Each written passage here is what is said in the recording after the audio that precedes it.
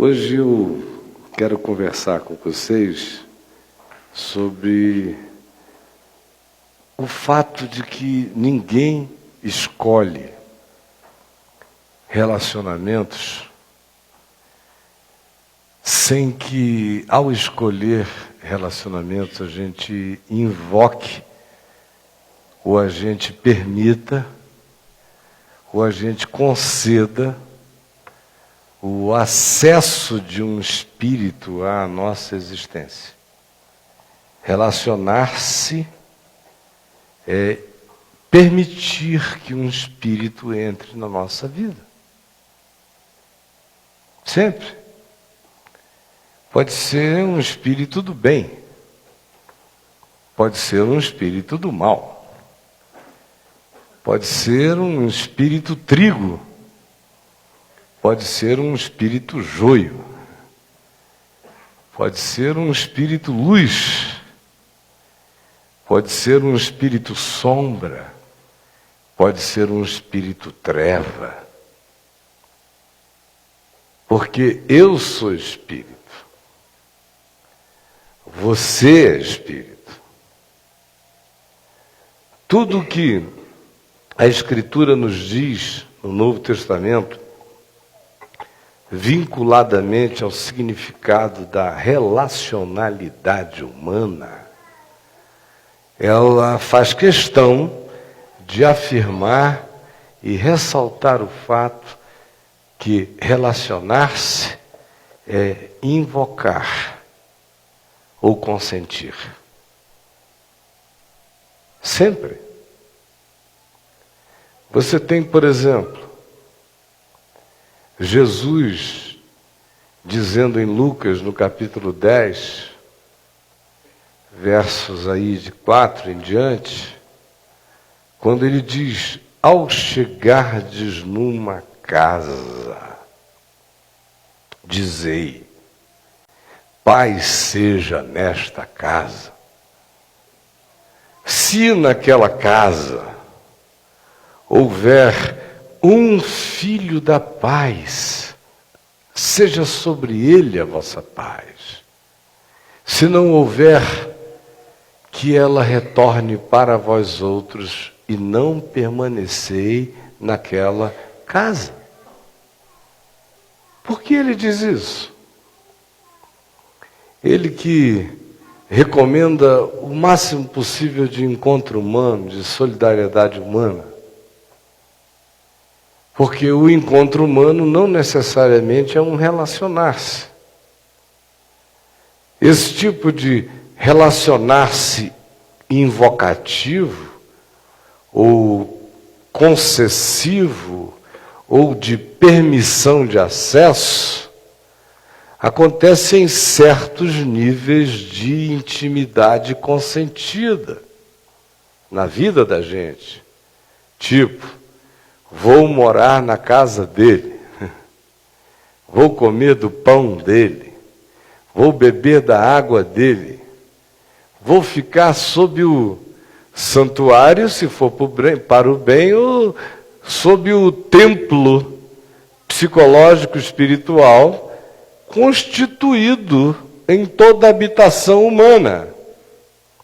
E o encontro com ele, dependendo do nível de proximidade, vai ser um encontro sempre extremamente invocativo.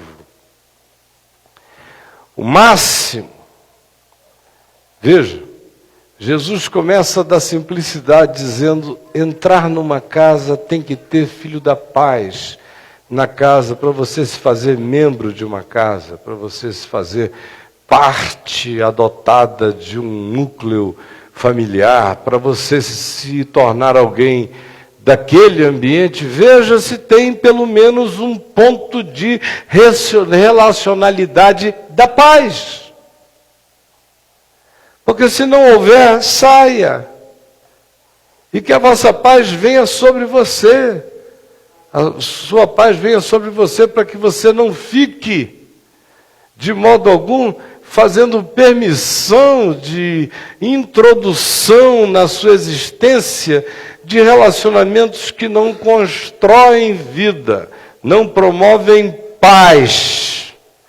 Ao contrário, te perturbam, te conturbam, te alteram, te embriagam, te influenciam, te surtam, te estimulam numa direção polarizada contra o sentido da vida, te amarguram ou te tornam malicioso, maliciosa. A gente conhece as 1000 variáveis da admissão de um espírito na vida da gente. Muda frequentemente a nossa existência. O pai já não nos reconhece, a mãe, a família, os amigos. E você quer saber o que houve? O que houve é que um espírito tomou conta dela. É uma amizade tão intensa que se transforma numa conjugalidade de trocas. E se você for a parte acolhedora da perversidade de alguém que não é um filho da paz, você consentiu a penetração de um espírito na sua vida, porque ninguém se relaciona nesse nível impunemente. Por isso Jesus começa do simples, estar na casa, e Paulo vai ao máximo disso, do ponto de vista da invocação não deliberadamente direcionada como uma invocação de um espírito transcendente, mas como experiência de admissão de penetração espiritual na gente.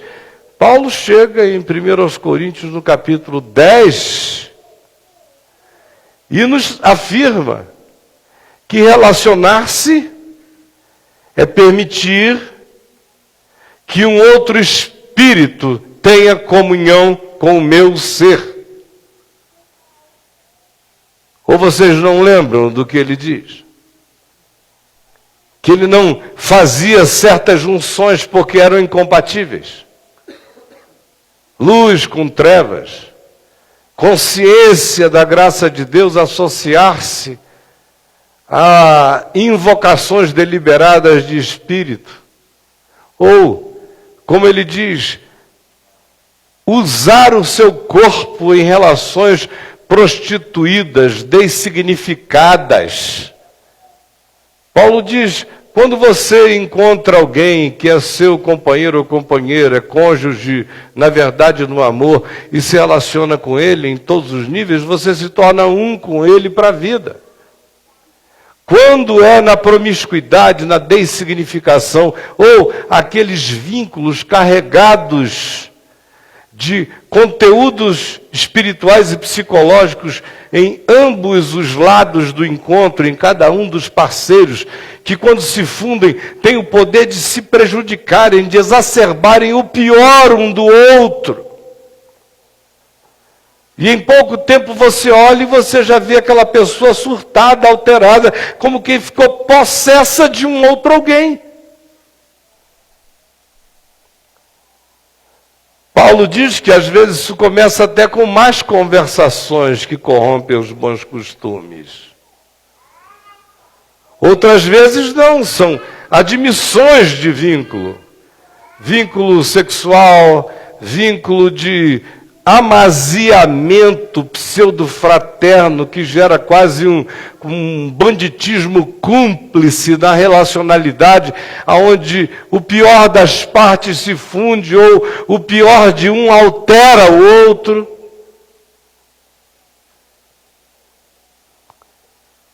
É só vocês olharem aqui, para eu não ficar falando aparentemente só sobre conceitos, é vocês observarem as vidas de vocês.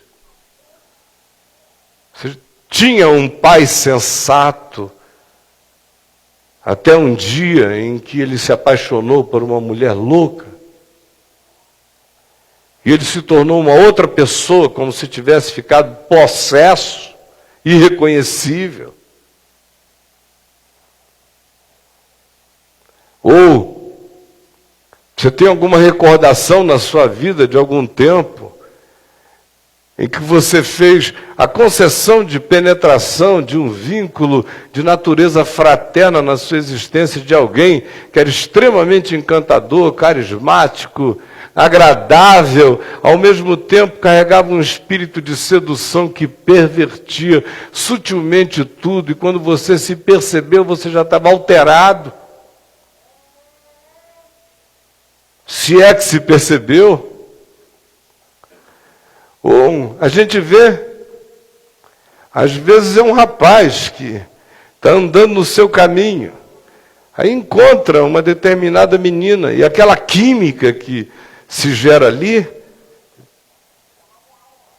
o encontro de necessidades, de carências, ou o poder psicológico de um chegando e afirmando justamente uma área de carência do outro, que faz esse outro se abrir de todo, seja lá para o que for, que deste, que faça isso, proceda para ele. Daqui a pouco você vê, o cara está todo alterado, o caminho dele foi mudado, a vida dele foi totalmente alterada para o mal, como quem ficou possesso. O caráter muda, as atitudes se tornam outras, o comportamento não precisa nem falar. Mas, às vezes, a maneira de ver a vida é completamente mudada por causa de um negócio desse. Porque relacionar-se é invocar ou é consentir. É claro que esse princípio tem o seu aplicativo vinculado à sabedoria das coisas, que é como Jesus pretende que seja. Vocês vejam que existem pessoas no Evangelho que dizem: mestre, eu te seguir-te-ei, para onde quer que tu fores. E Jesus diz: não, comigo não, não vai dar. E o Judas, que ele chama e deixa vir, está escrito lá para que se cumprisse a Escritura. No mais, para ter aquele nível de intimidade, de dormir ao lado, de fazer xixi junto, de passar noite e dia juntos, para se tornar amigo, ele escolhe não pessoas perfeitas, mas pessoas sinceras, bons espíritos, humanos, sinceros. Tinham as suas complexidades? Tinham. Mas tinha uma grande virtude: tudo brotava logo. No mais, você não vê. Ele não chama ninguém do Sinédrio: vem comigo, ia estragar. O grupo ia ficar possesso de um espírito. Ele não chama nenhum rico, ávido por dinheiro, para andar com ele, iria corromper todo o processo. Ele não diz: vou recuperar esse promíscuo, enquanto ele se torna meu apóstolo, a gente vai melhorando ele. Não. Você vê que ele encontra com publicanos, com pecadores, com meretrizes, atende, janta, conversa, é chamado de amigo de pecadores. Mas você não vê criar um harém de todo esse pessoal e fazer uma putaria sob os auspícios da bondade divina. Os amigos dele, olhem em que casas ele entra. Onde é que ele parte o pão, onde é que ele tem a comunhão simples e desguarnecida dele. Aonde o encontro não é missão, o encontro não é a batalha da persuasão, é um descanso de estar. É na casa de Marta, de Maria, de Lázaro, é na casa de Pedro. O resto é evento. Estada, ficar sob, admitir a intimidade, para ele, precisava ser uma experiência de comunhão para o bem. e não de possessão para o mal na minha mente, nem nas minhas percepções, nem na minha alma, nem no meu espírito. Vocês vejam como ele trata isso também de maneira tão prática, quando dizem a Jairo, o chefe da sinagoga, que a filha dele está morrendo. Aí ele sai e corre para Cafarnaum, porque era lá que Jesus estava. Chega e conta a história, e Jesus diz: eu vou à tua casa. Está indo, aproxima-se uma mulher, aquela que pega na orla das suas vestes, em relação a quem ele diz: quem me tocou, porque de mim saiu o poder. Tem toda aquela história. Ele está andando na direção da casa de Jairo quando aquilo ali acontece. Aquilo é um parêntese da viagem. Só quando ele está a caminho, chega o primeiro grupo dizendo a Jairo: não chateis mais o mestre, porque a tua filha está morta, ele não pode fazer mais nada. Aí Jesus sabia que aquele pessoal não estava dizendo para Jairo não chatear Jesus, não incomodar Jesus. Estava apenas dizendo: ó, ele não tem poder para resolver o que já visitou a tua casa. É fatal. Deixa ele aí. Passou da alçada dele. É o que eles estão dizendo. Aí Jesus ouviu esses que trouxeram a notícia e disse... E mais do que os que trouxeram a notícia, o Evangelho não deixa exatamente claro quais foram esses. Em Lucas, em Mateus e em Marcos. Fica meio vago, às vezes parece que são alguns da casa de Jairo. Outras vezes fica tão mais vago que dá a impressão de que até alguns dos discípulos de Jesus fizeram parte da narrativa da história, dizendo: olha, passou, já não dá, para depressa, fica aqui mesmo. Por que eu digo isso? Porque se diz: Jesus, todavia, não permitiu que nenhum deles seguisse com ele, daquele ponto em diante, senão a Pedro, Tiago e João, que devem ter sido os únicos que continuaram botando fé.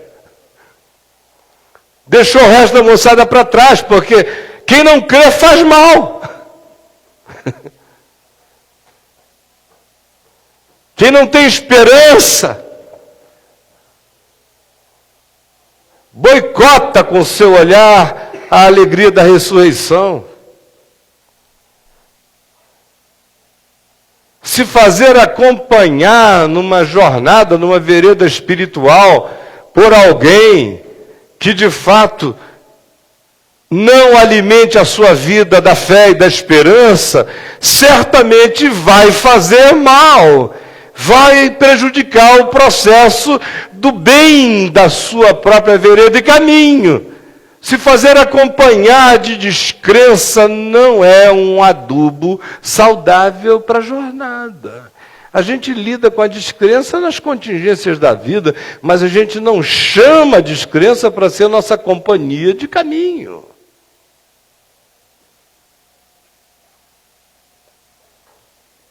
Aí ele chega na casa de Jairo e encontra lá um outro grupo que estava chorando, de carpideiras locais. E Jesus disse: não choreis, porque a menina não está morta, apenas dorme. Aí eles caíram na gargalhada e riram de Jesus. Aí Jesus disse: esse pessoal também não entra. Não entra, faz mal lá dentro. Faz mal. Estavam chorando, mas é um choro da descrença, é o espírito do conformismo, é o espírito da celebração negativa do poder da morte. Não quero lá dentro.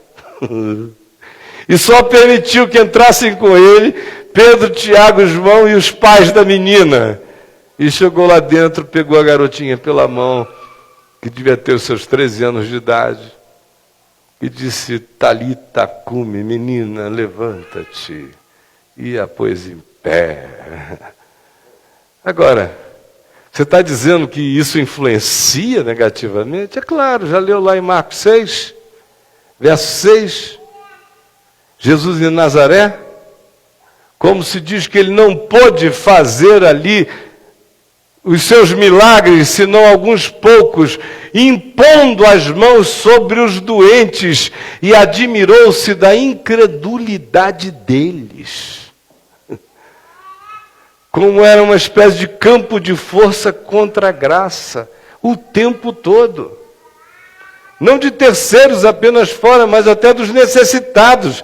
Necessitados que não criam, que riam da desgraça ao invés de abraçarem a perspectiva da esperança. Faz mal, gente, assim.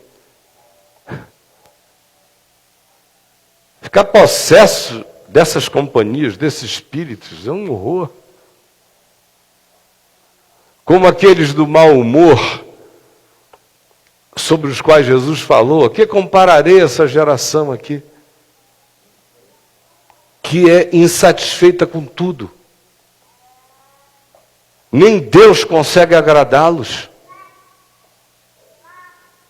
Vocês são como meninos na praça, que a gente convida para brincar de chorar, e vocês não querem, dizem que não gostam.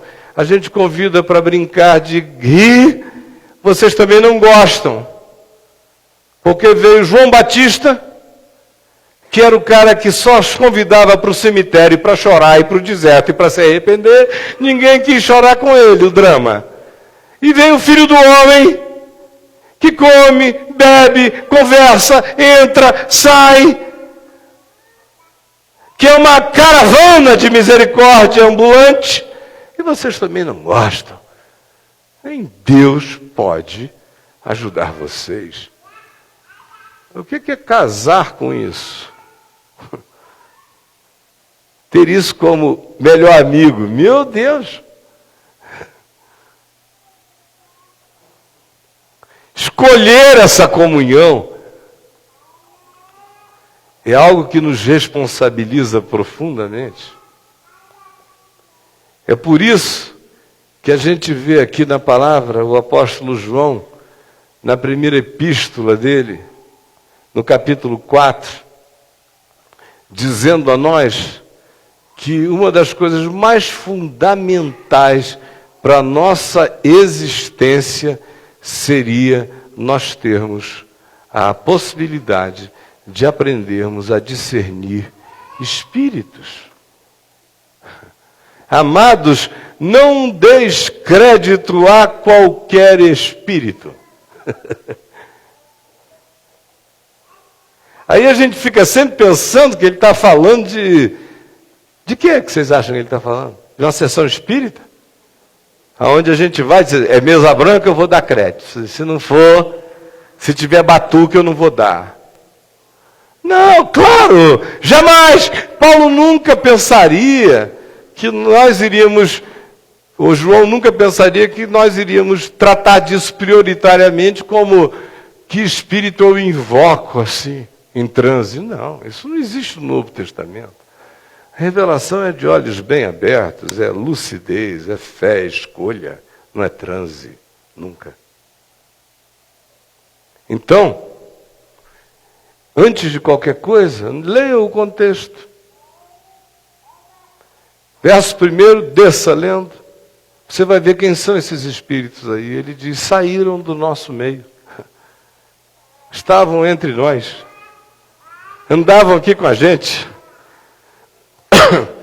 Fizeram um mal danado. Toda a carta, essa epístola de João, a primeira, a segunda, a terceira, é para ajudar a entender e a discernir espíritos de porco, como, por exemplo, um tal de Diótrefes, que era um idiótrefes que havia por lá. Discernam, para vocês não abrirem as pernas para o doido, que insemina na comunidade o pior espírito. Daqui a pouco aquilo vira outra coisa. Porque um pouco de levedo fermenta toda a massa. Um pouco. Só um pouquinho. Botar para dentro. O que você e quem que você tem admitido na sua vida que é a presença de um espírito que tem alterado a sua existência para o mal. Às vezes a pessoa não é ruim. Às vezes é só o casamento de vocês que faz uma relação que perversifica ambos os lados. São pessoas que com outras pessoas não farão mal, mas juntas só conseguem se fazer mal. Discernir espíritos. Não é para ter uma atitude ariana, uma atitude espiritualmente nazista. Vocês me conhecem, eu sou de Jesus, eu sou do Evangelho. Eu sou do acolhimento, da misericórdia, da graça. Não tem nada a ver com acolher a todo mundo, tem a ver o que você chama de meu amor, meu amigo, de meu íntimo, de meu companheiro, de meu sócio, em qualquer que seja o nível. O que você enfia para dentro da sua vida? Consciente, você enfiou um espírito. E tanto mais quanto seja íntimo esse vínculo, mais chance de alterar você haverá. Ou por que será que Jesus não brincou com a alternativa? Lucas 10. Quando chegardes numa casa, dizei paz seja nesta casa. E se houver algum filho da paz, seja sobre ele a vossa paz. Não havendo que ela retorne sobre vós. Mas também não permanecei naquela casa. Ele estava mandando os discípulos irem para todo lado, pregando o evangelho, expulsando demônios, ressuscitando mortos, encontrando gente. Mas encontrar gente, ajudar gente, socorrer gente é uma coisa.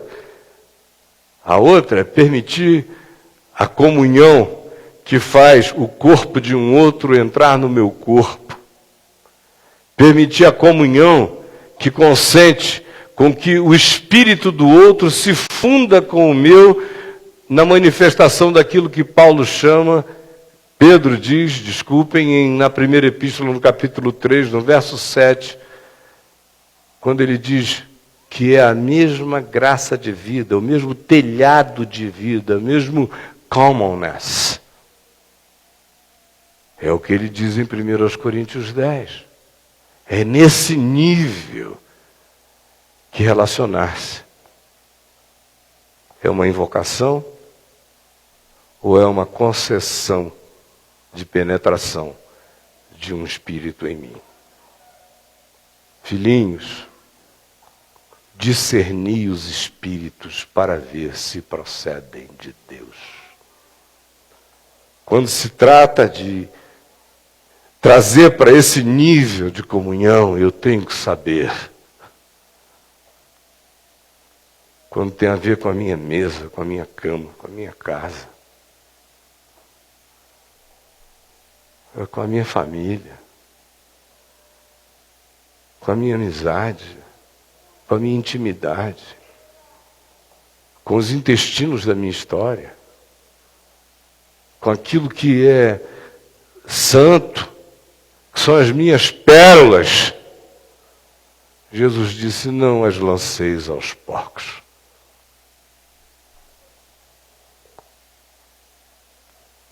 Só olhe para o coração e tente discernir espíritos na sua vida. Quem são os espíritos humanos que alteraram você para o mal? Que mudaram você? Você era misericordioso, misericordiosa, hoje você é extremamente inflexível. Foi depois de quem? Depois de quê? Você era justo, você ficou permissivo. Você era extremamente íntegro. Agora você ficou autoindulgente. Você tinha carnegão, agora você está um ente amorfo. O que é que você deixou entrar? Porque via. E que Deus nos conduza pelo Espírito Santo à luz que produz cura, verdade, arrependimento, novidade de vida. Rogo-vos, pois, irmãos, pelas misericórdias de Deus, que apresenteis os vossos corpos, as vossas vidas a Ele, como um sacrifício puro, santo e agradável a Deus, que é o vosso culto do sentido, da racionalidade, de que se Ele é que a gente diz que Ele é para nós, a continuidade lógica disso é entregar meu ser a Ele. Isso faz sentido, como um sacrifício vivo, santo e agradável a Deus. Não me conformando eu com este século, antes transformando-me pela renovação da minha mente, para que eu possa provar qual seja a boa, a agradável e a perfeita vontade de Deus, em nome de Jesus. Que Deus nos abençoe.